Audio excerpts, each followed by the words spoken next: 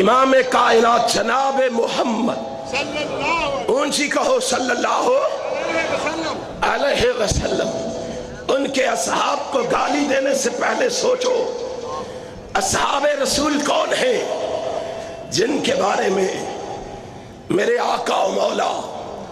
میرے رہبر و رہنما، میرے پیغمبر جناب محمد نے فرمایا تھا۔ چاہو اٹھاؤ ابن ماجہ کو صحیح سند کے ساتھ، امام کائنات کا ارشاد گرامی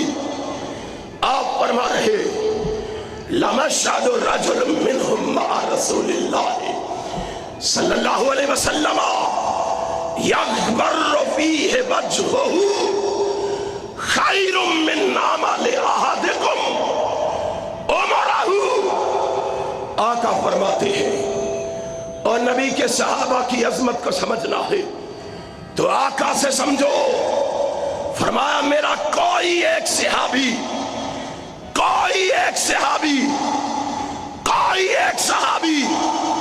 میں ابو بکر کی بات نہیں کر رہا، عمر کی بات نہیں کر رہا، نبی کے صحابہ میں سے کوئی ایک صحابی جو نبی کے ساتھ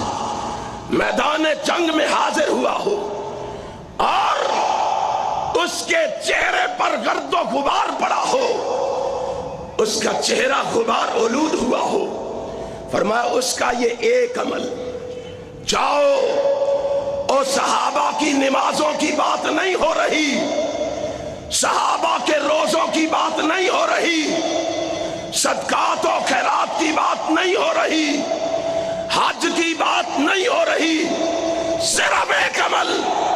جو نبی کے ساتھ میدان جنگ میں تھا اور اس کے چہرے پر گرد اور غبار پڑی ہوئی تھی، یہ ایک عمل ایک جانب ہو، خیر من عمل احدکم عمرہ، تمہاری ساری زندگی کے اعمال اکٹھے کر لیے جائیں، جمع کر لیے جائیں،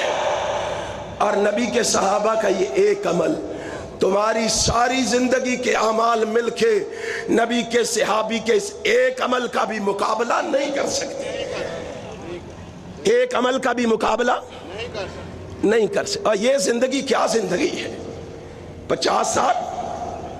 60 سال، 100 سال، اس سے تو آگے ہے ہی نہیں۔ لیکن میرے آقا نے بات یہاں ختم نہیں کی، فرمایا وَلَوْ أُمِّرَ عُمُرَ نُوحٍ،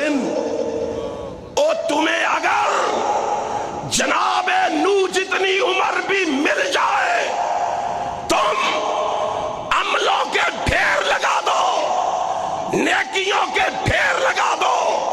نوح جتنی عمر پا کے اعمال کر کے بھی محمد کے صحابی کے ایک عمل کا مقابلہ نہیں کر سکتے، ایک عمل کا مقابلہ نہیں کر سکتے۔ اتنی عظمت کے مالک، اتنی رفعت و معرفت کے مالک اصحاب رسول، اور تنقید ان پر کون کرتا ہے؟ جس کے اپنے ایمان کی کیفیت یہ ہے کہ اس کے اپنے ایمان کی گواہی اس کا اپنا باپ بھی دینے کے لیے تیار نہیں، اپنا امام بھی دینے کے لیے تیار، پڑوسی بھی دینے کے لیے تیار نہیں۔ وہ تنقید ان پر کرتا ہے